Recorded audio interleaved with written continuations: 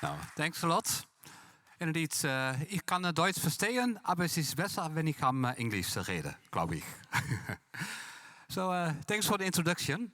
And indeed, a real pleasure to be here and contribute to our conversation this afternoon. Also good to know Nyenrode is also a partner in the Align project. So it's not only that we are working together now for this event. No, we have been working for the past year together, and it will continue in the upcoming years. So in this presentation, I would like to introduce a bit more about my interest and my perspective on inner development, and also how we implement it at Nyenrode. And just as a kind of a cliffhanger, at the end of this presentation, it will be about 40 minutes and there will be time for questions and answers. But I hope after this hour, you know that IDGs are embedded in a German tradition. And at present you might wonder, okay, how come? I will explain. Furthermore, we have to talk about transformative learning theory.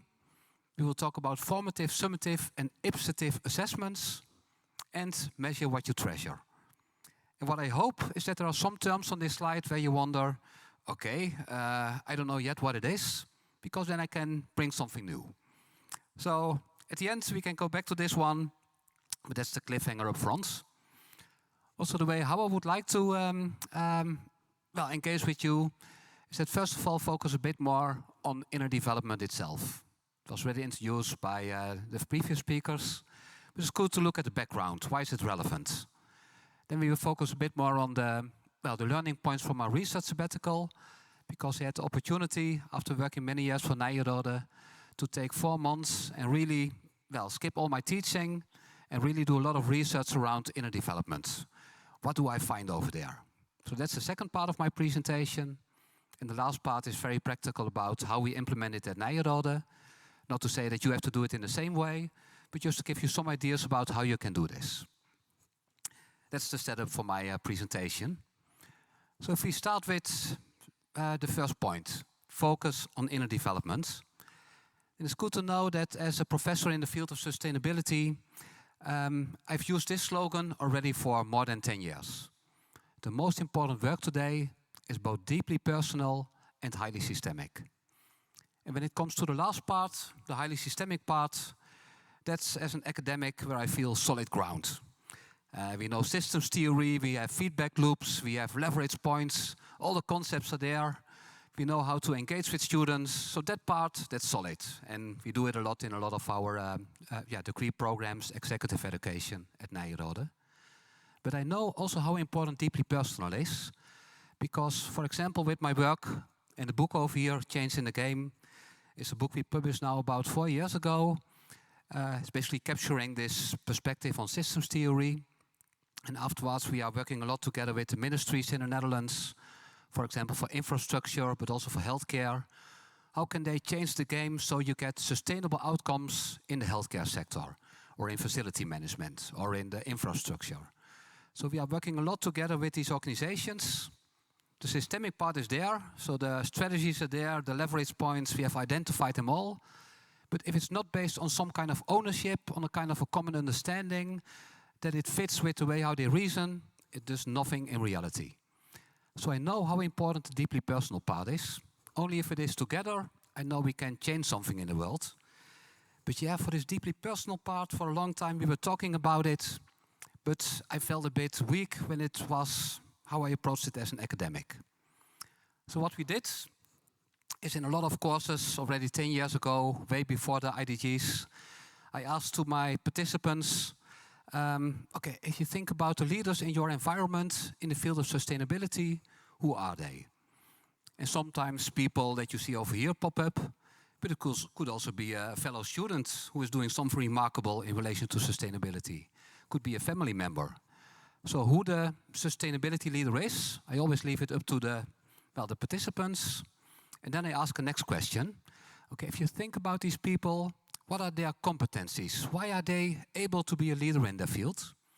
And before I continue, I would like to ask you to have a short conversation, just 2 minutes, with a neighbor about who you see as a leader in the field of sustainability, but especially also about, what kind of competencies do they have? Because that will help us to understand this deeply personal part. So enjoy your conversation. I will get back to you in 2 minutes.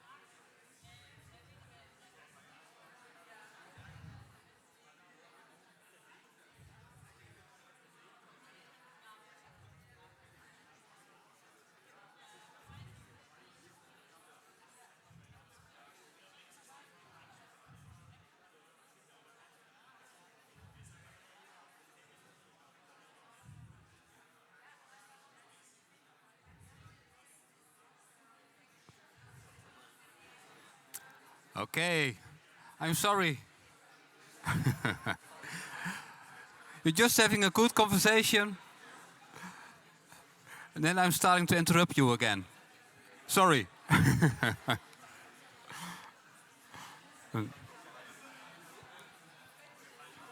Yeah. Yeah, but probably this exercise helps you to get into the flow for the topic of today. What are the people you recognize? And I'm curious especially about the competencies. What makes them special? Why are they able to be a leader? I'd just like to hear some of the terms that popped up in your conversations. Maybe for the two of you, can I ask you? Mm-hmm.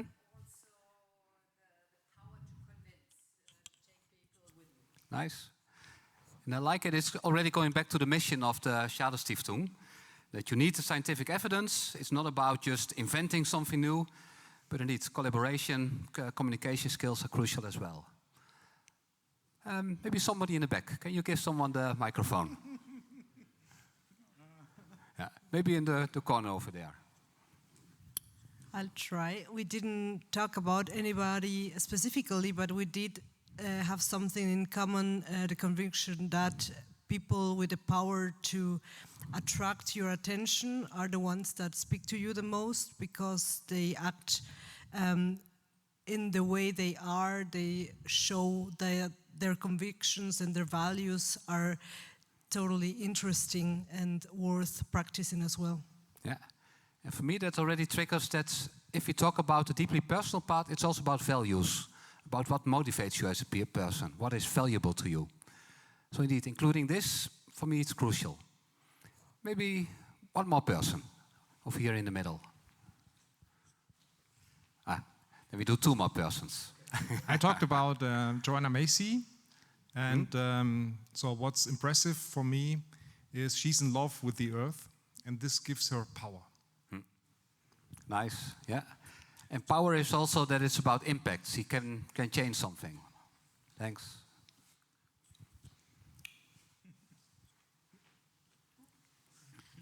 You should be trustful in yourself, so in your handlings, so you cannot convince someone if the things you want to change, you don't do it on your own. Yeah. And this is what we call also perspective skills. You have to be able to embrace also the perspective of the other person. So just as a kind of a wrap-up, also when we do this exercise at Nyenrode, often terms that are indicated over here pop up. Moral compass is linked to the values. Real change requires communication, perseverance, convincing people, co-creation. So the fact that when it's about the competencies you need, that there is a kind of a pattern, that's what I experienced over and over again. But there was no language for it. There were not the clear concepts like I had in the systemic point of view. So from here, it felt for me a bit like quicksand. We talk about the deeply personal part. I'm trying to have these kind of exercises, but it didn't feel solid. That's where I came from as a sustainability professor. I'm still a sustainability professor, but I think we can do better than just using quicksand. I think there is an academic foundation for the things we talk about today. So that's what I would like to focus on in the next part of my presentation, the research sabbatical. So when you have the opportunity to do one, I would say embrace it. It was wonderful. Not that I don't like teaching, no, I love teaching, but to have 4 months off and to have the opportunity to travel the world, to look where can I learn from inner development and what's out there. And Yolanda, my wife, who is here as well, she joined me on the research sabbatical. So we went off to Switzerland, we went to St. Gallen, but we also know that Niels Rot was there. So of course we also visited Niels. And so in this research sabbatical, we did a kind of a deep dive, learning what kind of academic foundation is there when we talk about the inner development goals. So that's what I would like to also show some of the highlights, what I've learned in these 4 months. So first of all, it's good to know that instead of quicksand, it really felt like diving into a swirling river with a lot of energy around inner development. And that already started before my research sabbatical. It was in 2021, the Inner Development Goals Framework was launched. And in the summer of 2023, I noticed that there was a summit in Stockholm where about 1,200 professionals came together and talked about the IDGs. And I thought, okay, that's where I need to be. So I went there. I also met Niels already in Stockholm, because he was there as well. And I noticed that in these conversations, you at least, first of all, get a kind of a common language when it's about inner development. Because it's framed around 5 different dimensions. And we will get back to this more this afternoon. But first of all, 25 skills or competencies clustered in 5 different dimensions. So first of all, some are about being. Who are you as a person? What are your values? What is your moral compass? Crucial that this is there when we talk about competent leaders and also professionals doing something that really has an impact in relation to sustainability. But that's not the only part. The second part is about thinking, the scientific evidence. We need to be systemic in the way how we approach things. So how do we know this? What's the evidence? Can we apply critical thinking? Or do we understand the complexity, how it's all related, and still we need to change something, do something that might have an effect? Crucial that we have skills over there. The third dimension is about relating. Basically what also the gentleman in the middle was indicating too. Because you can have your own moral compass, but it doesn't mean that other people understand you. If you want to convince them, or at least make them join the direction where you would like to go, you need to be able to also understand their point of view and their interests. So perspective skills, empathy, really understanding, having an open mindset to learn this, crucial competencies as well. The fourth dimension is about collaborating. Okay, now I also understand other stakeholders, but how can I collaborate? The co-creation skills, communication. Crucial that also there the competencies are in place. And the last one is about acting. Because if you do all this, but our students don't act in relation to sustainability, they don't use the scientific foundation they have, yeah, why bother? It's also crucial over there that you will meet resistance. So perseverance and courage is crucial as a competency. But also, for example, resilience. If there is resistance, how can you still get motivated to continue on what you believe in? So 5 different dimensions. And I noticed that due to this framework, I already felt I had a lot more common language about how to engage around the deeply personal part. But then the journey in Stockholm continued, because we had a first day and I was very enthusiastic about all the presentations, all the knowledge out there. And in the next morning at breakfast, I met a different participant and I asked, okay, how did you like the first day? And this person said, I didn't like it at all. And I was surprised and I wondered, how come? And this person said, well, I'm coming from Serbia. And in Serbia, we had all the great talks about how to improve the world and climate change and all these problems. I don't believe we can solve it. I'm just here for inner development. I want yoga. I want mindfulness. Then I thought, okay, I understand your point of view.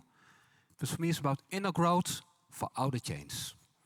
If we do all this, we talk about all these competencies, and it doesn't result in actions that can improve the world, for me, then it loses the reason of being. So very important also for this afternoon, if we talk about inner development, it's crucial, but in relation to outer change. So also that as a kind of a learning point, and for me that was, reminded in this conversation on the second day of the summit. Then to continue with my insights. So, okay, interesting. There's a swirling river, but did it start in 2021? No, it's starting way back before it.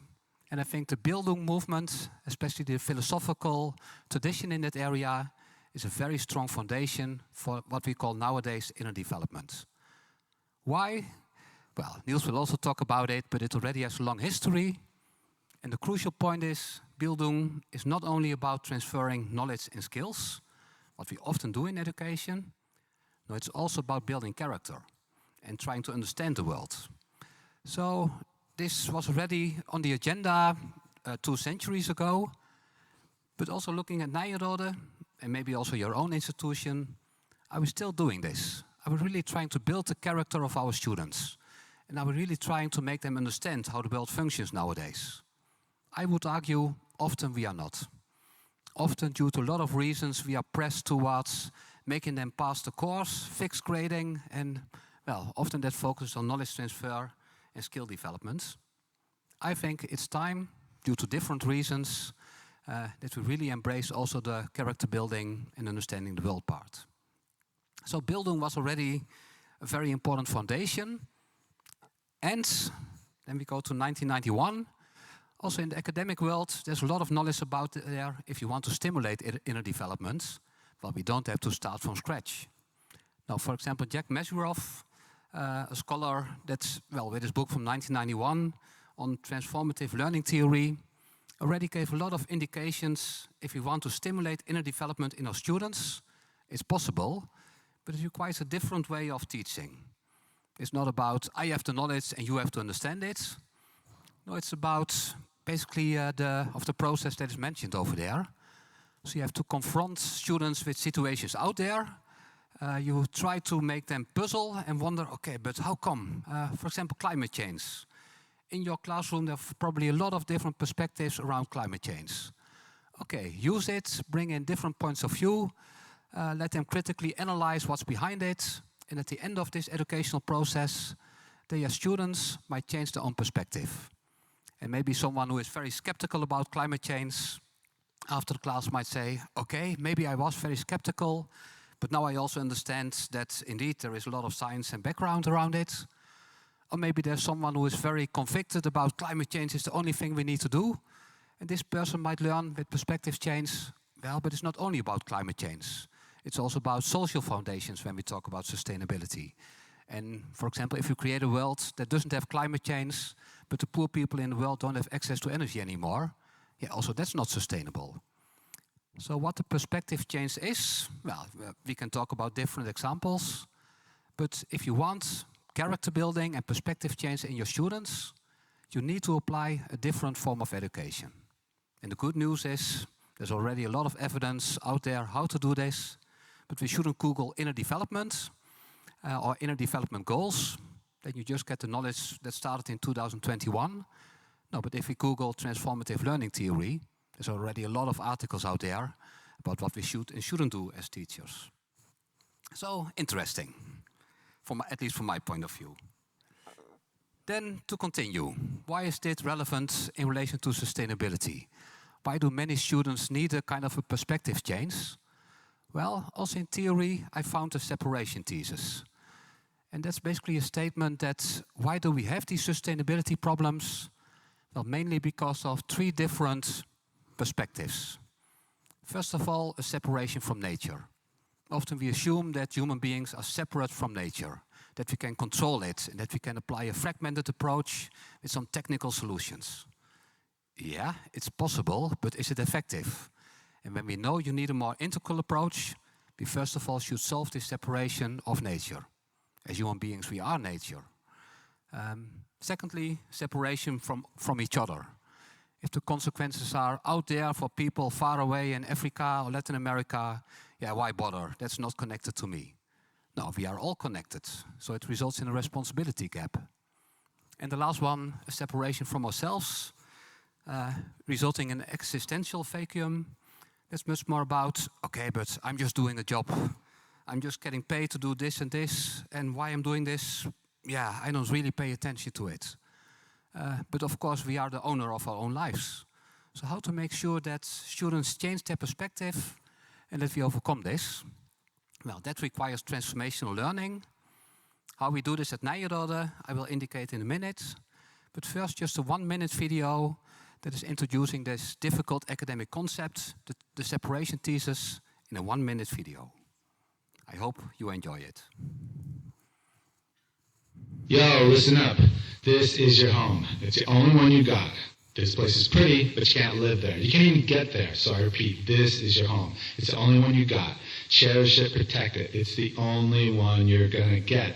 These guys, they're your neighbors. They ain't going away. They ain't leaving. You have to get along with them. So you have to learn to share. You have to get along. You have to learn to get along because they are your neighbors. They're not going away. Okay, all this stuff, the animals, the waters, the sky, the ground, the bugs, the fish, the tacos, the people, they're all connected. Everything is connected. They all depend on one another. If you ignore that, you're doomed. Repeat, doomed. Okay, so listen up. It's all one. Not two worlds, not three, one. Just one.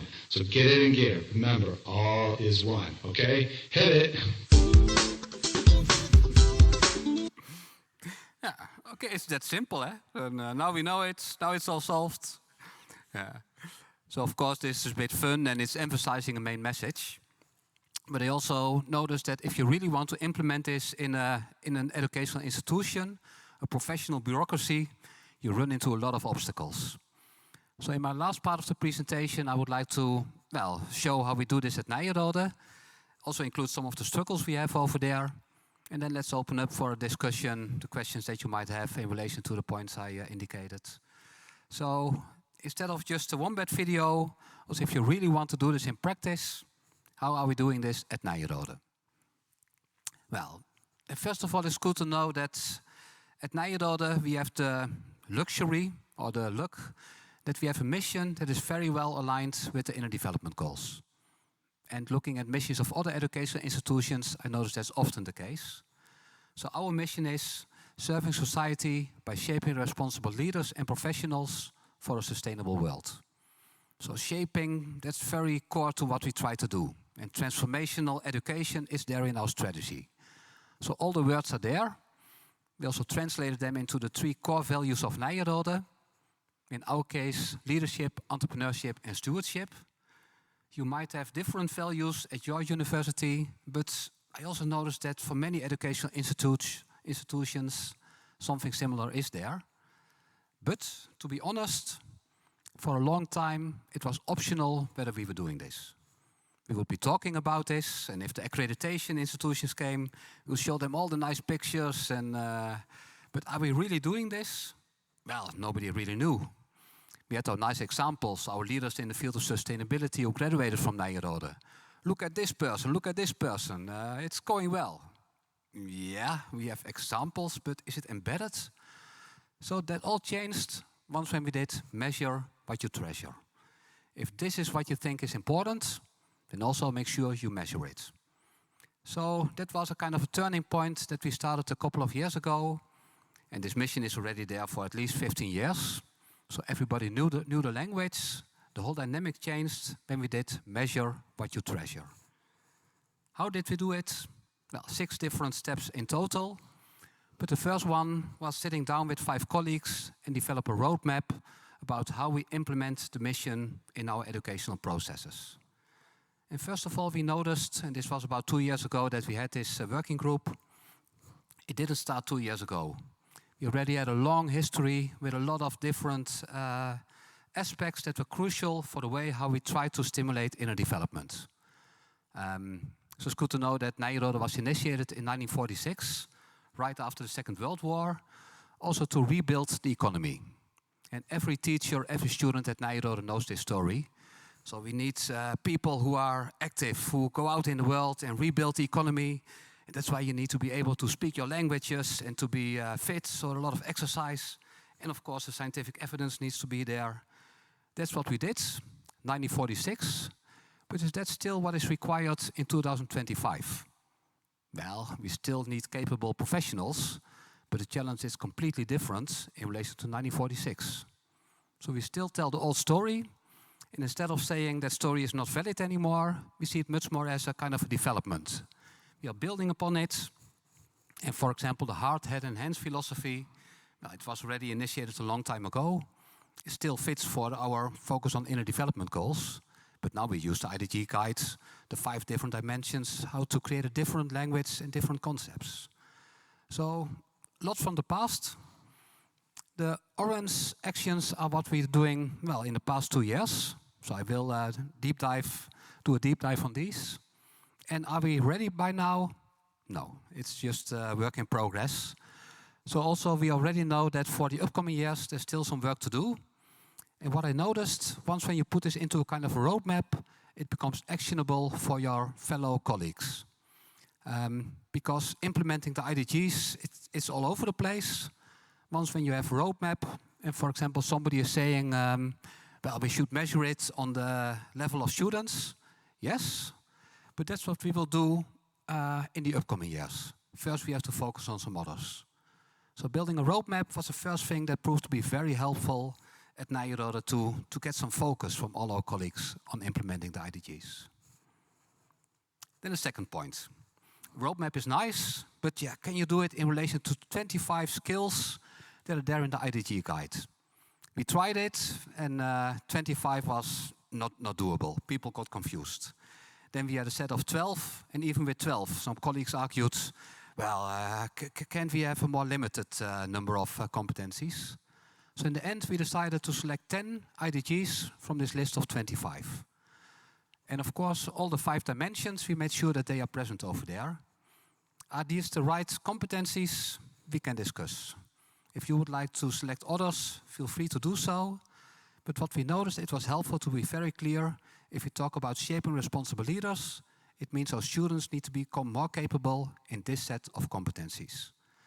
So I don't worry too much whether this is the right set or not. What I like is that we have a set of competencies that we can start measuring them. So a very important second step. Then it was getting out there. Okay, we have these competencies. We have 12 degree programs at Nyenrode already exist for a long time. Do we need to start from scratch? Or are these IDGs already embedded in these programs? And that's where we used artificial intelligence.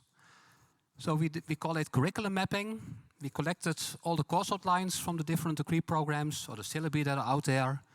Our promise as teacher to the students, if you follow my course, this and this will be included.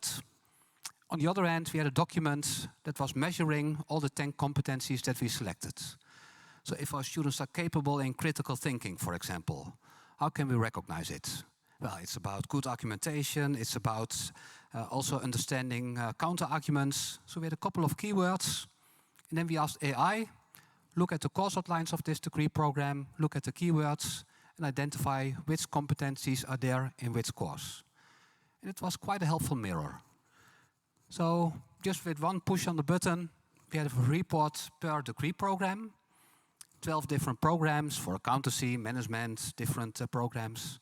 For every program we had a report. And then we went to we call it the program committee. So the people overseeing the whole program.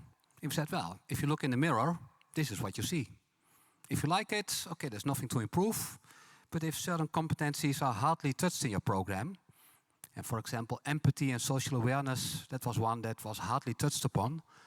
Well, do you care? Do you think we should improve this? So it was quite successful in getting focus on the things that were not yet there in the program, but also many others. For example, critical thinking, especially with research methodology and a lot of other courses, it was already there in basically every degree program that we had. So for some competencies, we had a strong foundation. For some others, there was still work to do, but at least the action list was clear per program. So very helpful for also to make it concrete. Then the next step.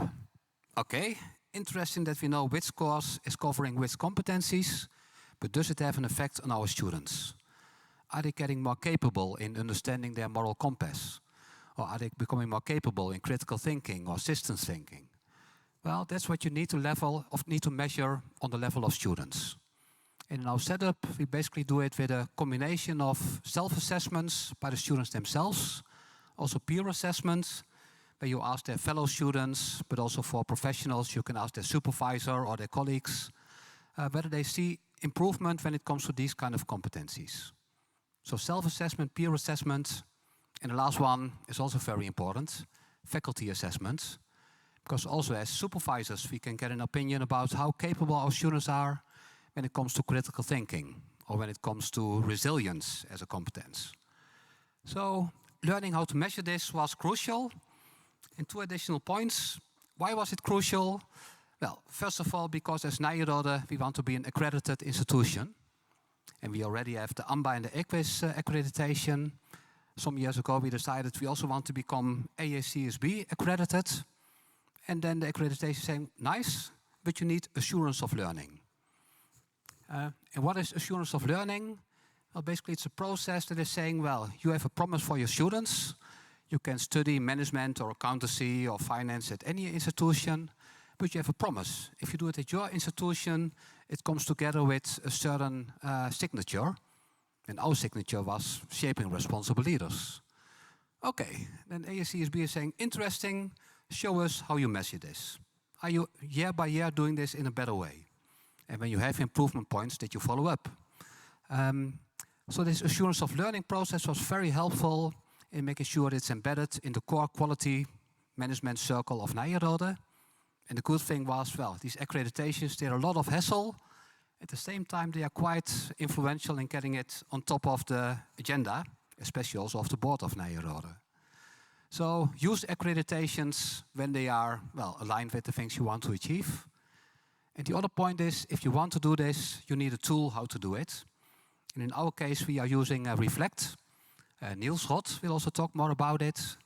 But it's basically an online platform where students can log in, they can do these self-assessments, they can do the peer assessments, and invite their peers to come up with their evaluation. And the good thing for us is, not on a student level, but on a cohort level, so for the whole group of students, just with one push on the button, we have all the information for our accountancy students, but also the management students. So it's really helpful to get information for accreditation, but also for our management processes, to see where we are with the different programs. What are the strong points, what are the weak points? So good to know, also measuring this on a student level, I think it's crucial if you want to achieve this. Measure what you treasure. I think 2 more slides about the steps we have taken. So the next one was, okay, faculty assessment, but it means that we as supervisors need to be able to give a grade to these competencies, to critical thinking or resilience or systems thinking. How to do this? And that's, well, turned into a, well, quite intense debate we had, because we use formative assessments and summative assessments, and it didn't really fit.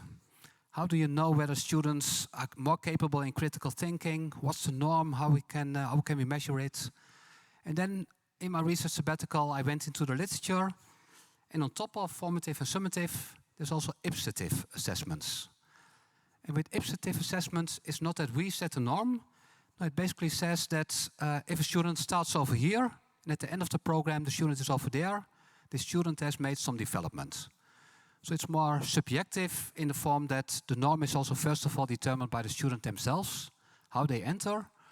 So I wouldn't recommend to do only ipsative assessments, but especially when it's about inner development, I think it's even quite arrogant to assume that we as teachers know what these students need. And that's what we normally do with formative and summative assessments. When it's about statistics, this is the norm. You should prove that you are at least meeting the norm, or even better, exceeding the norm. That's how we do the testing and the grading normally. With ipsative assessments, it's much more one student can start here, the other can start here, and the third one can even start here. And for all 3 of them, the question is, are they growing themselves in a growth during my course? And there are different ways how to assess this. So, also for the conversations this afternoon, good to know that this form of grading is there as well. And discuss, well, how it might fit into your practices. Then the last point, okay, the future, because the first 5 steps is what we are implementing right now. Are we ready? No, there are a lot of actions on our roadmap. And I think the first one is even the most important one. Training faculty, and not first of all training them in the IDGs, but first of all training in unlearning what we did. Because there's so many routines about knowledge transfer, about skills development that we did in the past. And especially with artificial intelligence, is that still what is needed for the students in our classrooms? I would argue no. I think Niels will also talk about this. So we need to unlearn what we did and embrace something that is more valuable in the current era. So a very important point that we will focus on for the upcoming steps. So a lot of things. And this is my last slide about what I hope that you will get from my presentation. So first of all, I hope this is helpful to get a bit more understanding of the inner development movement, what's behind it. And then also measure what you treasure is a very important one if you want to do this yourself. And you can do it on a student level, on a course level. And in my presentation, I also presented more about if you want to do it as a whole university. How can you measure what you treasure? The second point, develop a roadmap. I think it's very important not just to talk about it, but make it actionable. What will you do together with your colleagues in the upcoming 1 or 2, maybe 3 years? Once when you have this roadmap, you get focus, you get attention. And will it happen like it is in the roadmap? Probably not. With these complex processes, there's always uncertainty. You need to adapt. But for me, that's not an argument to say, well, we just do something and we see where we are in 1 year. No, it's always helpful to have a roadmap, because then you also know when you deliberately deviate from it. And the last one, stay curious.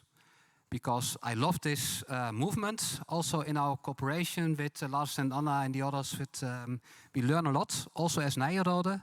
But I'm sure when we are 2 years more ahead in time, we have learned a lot more about how to do this.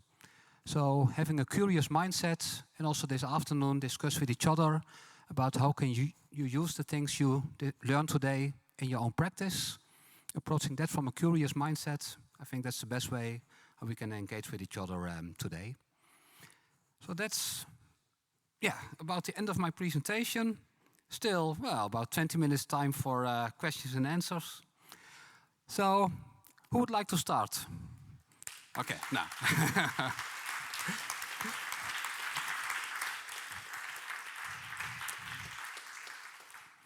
Thanks. It always feels good to get applause. But I'm also curious whether there are questions. Yeah, we will get to you. No, that's fine. Okay. Thank you so much for your presentation. I have 2 questions. First, how did you select the 10 IDGs that you were focusing on? Mm-hmm. And the second one is that I found it very interesting that now you said future steps is kind of this unlearning process for faculty members. And often when you think of integrating IDGs, in universities you would start with the faculty, right? Because you were also saying in the beginning we need another type of education. So you kind of went the other way around. So you already integrated it content-wise, and now you go with this unlearning process. So I thought that was also interesting, and I, from my university, often hear from lecturers that they are kind of a little bit afraid, that they don't feel pretty competent in changing the way they're doing their education without having support. And it seems that it worked in your university, and I was interested how you did that. No, thanks for your questions.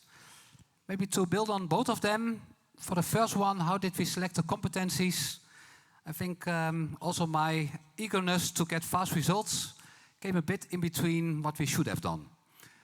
So the way how we did it was, I said, well, we need to get some competencies. I volunteered to become the head of assurance of learning. So I said, well, okay, now we need to measure it, but then I need the competencies. So I had a small group, about 5 colleagues from all the different departments of Nyenrode, and this small working group came out with these 10 competencies. But now we use it, and often we still get the question, yeah, but why these 10? Why not this one or this one? And due to the fact that it was not a faculty-wide discussion, we probably have to face that conversation again and again in the upcoming years. So going fast or going slow, we took the fast road. By now I think it was better if we would have taken the slow road. If you want to travel fast, go alone. If you want to travel far, do it together, or go slow. So that's, well, also a learning point from my side. Your other question was about, help me? Unlearning, yeah. And just an example, both a good example and a bad example. How we try to do it is, for example, around systems thinking. That was the first competence. That due to the curriculum mapping, we knew what teachers were focusing on systems thinking in the bachelor for accountancy. And we also had a different professor doing this for our MBA students, and even a different one doing this for the Master in Management program.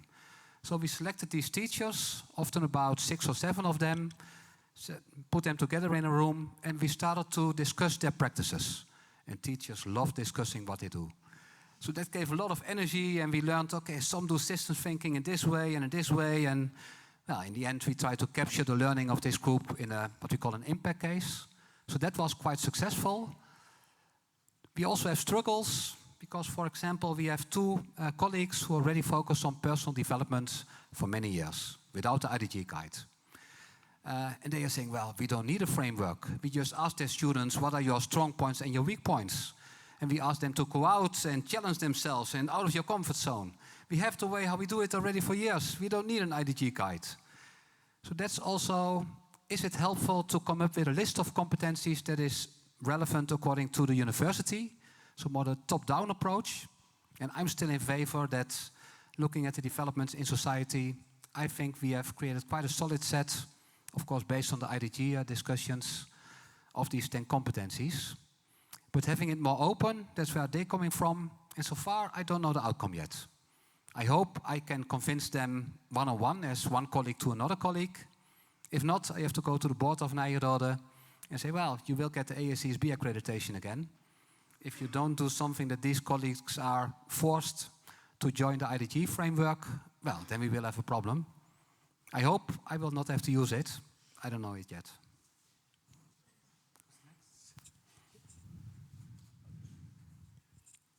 Ich spreche mal auf Deutsch. Vielen Dank für den Vortrag. Ich bin noch ein bisschen unklar jetzt geblieben, was ihr genau mit den Studierenden macht. Und wenn ihr untersucht, wäre es ja auch interessant zu gucken, verändert das, was ihr neu macht mit ihnen, verändert das was? Ja? Also was ihr im Programm verändert, dafür, dass ihr jetzt diese Ziele noch ernster nehmt. Was habt ihr verändert? Yeah, and that's so just to check whether I got your question. Due to all these activities, we are changing something in the curricula of our programs. And you're wondering, what are these changes, correct? Yeah. Then, for example, when it's about systems thinking, we noticed that for some degree programs, it was already a fixed topic. For some others, it was not there, not even in one course of the curriculum.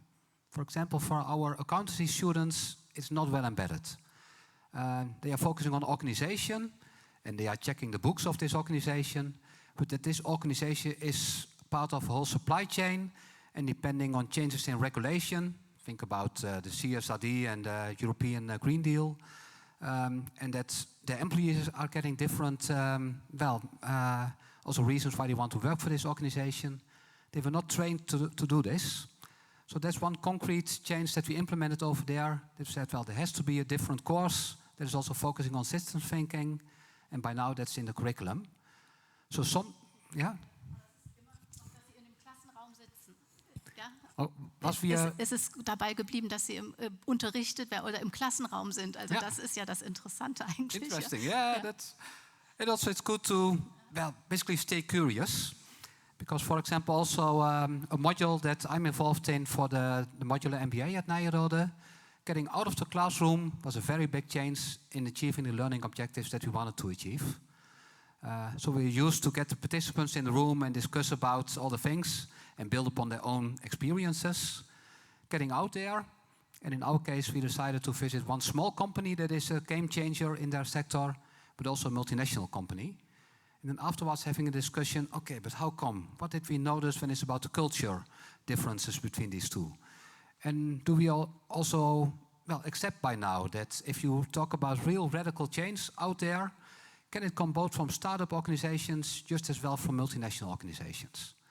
So getting out there was a very important change that we implemented in the curriculum, and also meeting some of these participants years afterwards. And I asked them, well, what do you still remember from this module? Often this is one thing that they remember. But it's just one example. Getting different learning methods and experimenting with it, that would be my main advice.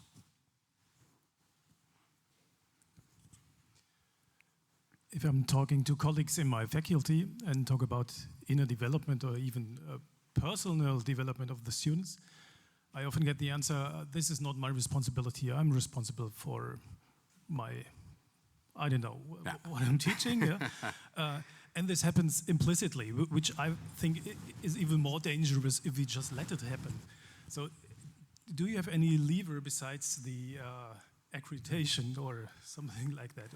What can I say to my colleagues? Yeah, the trick that I learned over the past years is not to say what you are doing at present is not relevant anymore. No, it's much more building upon it. So for example, when we brought these teachers together and we gave them an opportunity to discuss how they were implementing their course, they were talking about systems thinking, that's what we know, but they were just talking about what they did and the challenges they faced and how they overcome them. So staying very close to what they already do, and from there adding also these questions that are linked to inner development. That's much more helpful than trying to create a separate course on inner development and then the next week they have statistics again. or technical engineering, or art, or no, trying to integrate it into the existing courses, and therefore staying very close to the domain that these teachers already know. That's been the main trick that I learned. If we learn how to do this, then you always get the right energy. Thank you. Thanks. Yeah, still time for a question. Yeah, I would maybe follow up on this because I have the impression a little bit that you as a business school are a bit closer together, but maybe that is only my outside view. Yeah, looking at a university, we have 12 different faculties coming from engineering parts like Carsten to social sciences, and so I would actually question if we have all these fixed curricula.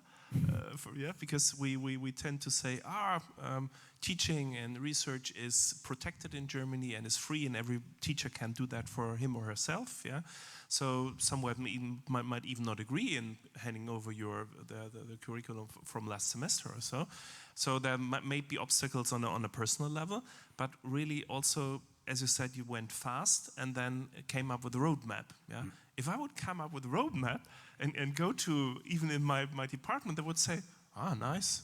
Yeah, where do you want to put it on the wall or somewhere? Because I don't have a legitimacy, so I would need to get people behind me, like we're trying to do here. Yeah, and this is why I'm happy that I have some of my colleagues of the university here to see. Okay, that is a development that can only grow. Yeah, because I'm not in the position to say, no, we're doing this. Yeah. I love the idea of a roadmap, and I will try it. But maybe you have some advice how to overcome this this kind of I'm not mandated for that right now. Yeah, maybe two ideas that come up in my mind, and the first one is, I think it does matter that I'm already working for Nyenrode for 16 years. So many colleagues, they know already my background, they know about my motivation. So that I'm part of their community is definitely helpful. And it's also built to my second point. Don't try to organize it as an add-on, make it a built-in. So for example, at Nyenrode we have our quality management loops. And when I volunteered to become the head of the assurance of learning, we had the quality management loops, and next to it we had assurance of learning as a separate process. And it was always a hassle to get the data, and it was just for the accreditation. And yeah, always after the text, when the audit committee came, we tried to get the story right. So we get the accreditation again. So then it's an add-on. And it really feels like an add-on. I saw it happening. I saw a lot of demotivation around assurance of learning. And also thinking about, I believe in the mission of Nyenrode, shaping responsible leaders. So that's when I said, okay, I would like to volunteer. I know that, well, with the current process, I think it can be done better. And then the culture at Nyenrode is, well, once when you volunteer, okay, before you know it, you are the head of assurance of learning. And I had a different mandate to, well, implement the roadmap also to some extent.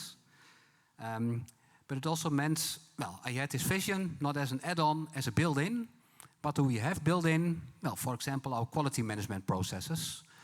So 2 times a year, the program committee is discussing the quality of every program. That's happening. In the first year I said, okay, but I'm now the head of assurance of learning. I would like to get some time on your agenda to discuss the results of assurance of learning. And first it was resistance. Well, no, it's always busy and we're already doing a lot of this and this. And so I had to fight, I had to get my time over there. Now it's the second year, and I already noticed that some of the program committees already invite us to present again about, okay, last year you did this, but what is, when you look at the measurement this year, what are the results so far for our program? So also by making it built in, it becomes more part of the things they already do. Quality management, but the same also with grading as faculty members. I don't want to grade them something special in relation to inner development. No, they are doing their examinations. And when you think about, for example, our professor in supply chain management, he's not using sustainability, he's not using inner development. He's talking about, well, supply chain management is not about optimizing your part in the supply chain. It's about optimizing the whole supply chain. So it's about supply chain cooperation. So that's the language he is using. And once when you ask him, okay, but what do your students need? And for example, perspective skills, that you're able to understand all the different parts in the supply chain is crucial. So there I have a perfect colleague who is already embracing a part of the competencies. So every time trying to build it in the existing processes, but fuel it with inner development, that's what we try to do, and that's where I meet less resistance. But some, of course, is still there. Okay. Yeah, maybe looking at time, I think probably the last question. Yeah. Okay, thank you. You often took the example of system thinking, and I can imagine this would work pretty well in an academic background context. What about the other goals as courage, for example, or perseverance? How can you improve courage in a course of mathematics? Or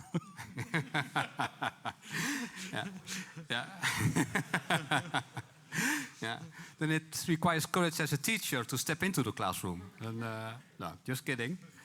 No, first of all, we don't try to enforce every competence on every course. So is courage a good fit for mathematics? I'm not sure.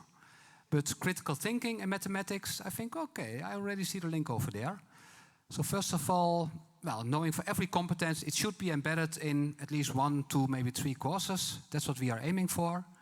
And for example, when it's about courage, or we call it resilience, it's not difficult to convince some colleagues that resilience is an important competence for your students.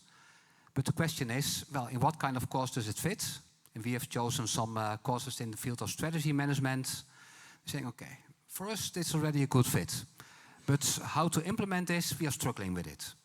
So, for example, for resilience, it's a good fit with strategy management. Inner compass is much more linked to our ethics courses and law courses that we already have. Systems thinking, that's more my background. So that's more on sustainability and systemic change. So with all the competencies, we try to find 1 or 2 courses where it's a logical fit that this teacher is saying, I'm lifting this competence to one of my learning objectives for my course. So it means I will include it in my grading. And of course, in my whole learning process, I will try to make my students more capable when it's about resilience. But also for well, the other competencies we selected.